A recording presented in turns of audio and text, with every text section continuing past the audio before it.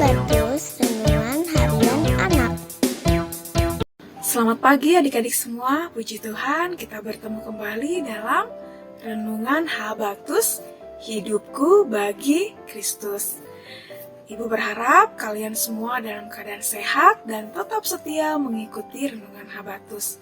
Mari adik-adik sebelum kita sama-sama membaca sebagian firman Tuhan dan mempelajarinya, kita berdoa terlebih dahulu memohon pimpinan Tuhan. Mari kita berdoa. Bapa yang baik, kami ucap syukur atas pagi hari ini, di mana kami boleh bangun dengan kesehatan dan kekuatan dari Tuhan. Kiranya Tuhan yang memimpin setiap kami, dan kami sebentar akan membaca firman-Mu dan juga mempelajarinya. Biarlah Tuhan yang menolong setiap kami untuk kami bisa mengerti dan dimampukan melakukan perintah Tuhan dengan taat dan setia. Terima kasih ya Tuhan, hanya di dalam nama Tuhan Yesus kami ucap syukur dan berdoa. Amin. Adik-adik, hari ini kita mau belajar dari kitab Nehemia pasal ke-7 ayat 73 sampai Nehemia pasal 8 ayat 1 sampai 19. Di sini cukup panjang ya ayatnya. Nanti kalian mengulangi lagi membaca keseluruhan ayatnya. Bagi yang belum bisa membaca, bisa minta tolong kepada orang tua kalian atau dengan kakak kalian. Tapi kita akan membaca di ayat ke-73, kemudian pasal 8 ayat 1 sampai ke ayat yang ketiga. Mari kita akan baca bersama-sama.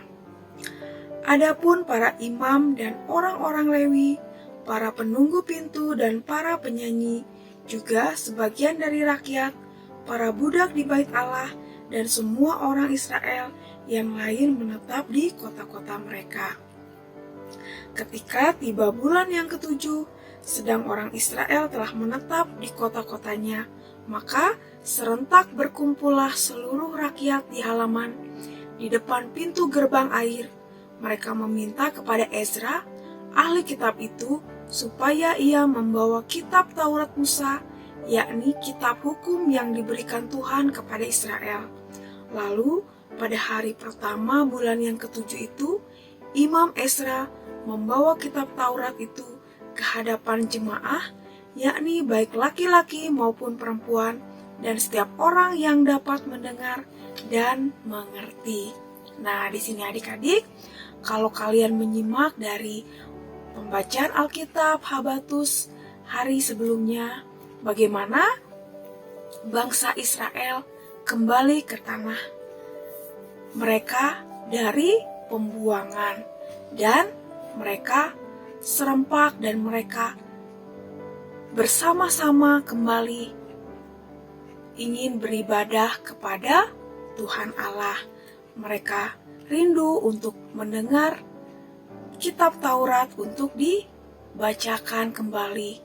Mereka mau beribadah kepada Tuhan Allah karena di tempat sebelumnya tentunya tidak ada kesempatan untuk seluruh umat Israel untuk bersama-sama beribadah kepada Tuhan Allah. Dan ketika mereka boleh kembali, mereka tidak mempergunakan kesempatan ini dengan sia-sia, tetapi mereka semua serempak dan mereka semua rindu untuk bersama-sama beribadah kepada Tuhan. Kita bisa kembali membaca di ayat yang ke-7. Lalu Ezra memuji Tuhan Allah yang maha besar, dan semua orang menyambut dengan amin, amin, sambil mengangkat tangan. Kemudian mereka berlutut dan sujud menyembah kepada Tuhan dengan muka sampai ke tanah. Kita bisa lihat ya adik-adik, bagaimana begitu rindunya mereka untuk beribadah, bagaimana hati mereka sungguh-sungguh untuk beribadah kepada Tuhan, sampai-sampai mereka sujud menyembah sampai mukanya ke tanah.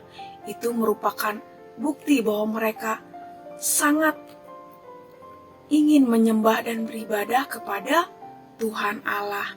Nah adik-adik, seringkali di zaman sekarang yang serba modern, banyak sekali anak-anak Tuhan yang datang beribadah hanya fokus kepada pemain musik atau musiknya saja, atau mencari kesenangan telinga sendiri atau kesenangan diri sendiri, tetapi melupakan apa yang terpenting dari ibadah tersebut.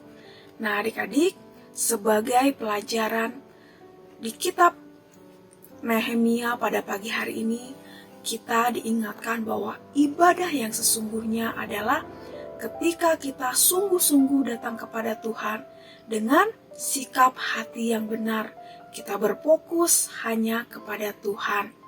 Jadi adik-adik, kita datang ke rumah Tuhan atau kita datang ke gereja bukan melihat siapa yang berkhotbah atau siapa yang menjadi pemimpin pujian atau bagaimana lagunya, bagaimana musiknya. Tetapi ketika kita datang kepada Tuhan untuk beribadah, mari kita memberikan seluruh hidup kita berfokus kepada Tuhan untuk datang memuji dan menyembah Tuhan dengan sikap hati yang tulus, yang benar-benar berfokus hanya kepada Tuhan. Jadi adik-adik, mari kita belajar untuk tenang selama beribadah. Kita mendengarkan dengan baik, hati kita dan pikiran kita tertuju kepada Tuhan, tidak mengobrol atau bolak-balik ke toilet, atau kita sambil bermain-main. Nah adik-adik, kalau kita masih melakukan hal-hal yang tidak benar, yuk kita minta ampun kepada Tuhan dan kita belajar merubah sikap kita. Ketika kita mau datang kepada Tuhan, kita beribadah, kita ke gereja, dan juga kita sekolah minggu, mari kita dengan sepenuh hati kita berfokus kepada Tuhan. Baik hati dan pikiran kita hanya tertuju kepada Tuhan. Amin. Mari kita berdoa. Terima kasih Tuhan untuk pagi ini atas renungan yang boleh kami sama-sama baca dan kami dengar. Tuhan, ajar kami untuk beribadah dengan benar, dengan rasa hormat dan takut akan Tuhan. Biarlah hidup kami, hati kami hanya tertuju kepada Tuhan, penyembahan yang sejati, dan hati kami serta pikiran kami hanya berfokus untuk menyembah Tuhan. Ampuni kami Tuhan kalau selama ini kami masih bermain-main, kami masih bermalas-malasan untuk beribadah. Kiranya Tuhan yang mengampuni kami dan memampukan kami untuk merubah sikap hati kami, untuk lebih lagi sungguh-sungguh berfokus dan menghormati Tuhan. Terima kasih Tuhan, hanya di dalam nama Tuhan Yesus kami ucap syukur dan berdoa. Amin. Sampai jumpa adik-adik di renungan selanjutnya. Tuhan Yesus memberkati. Habatus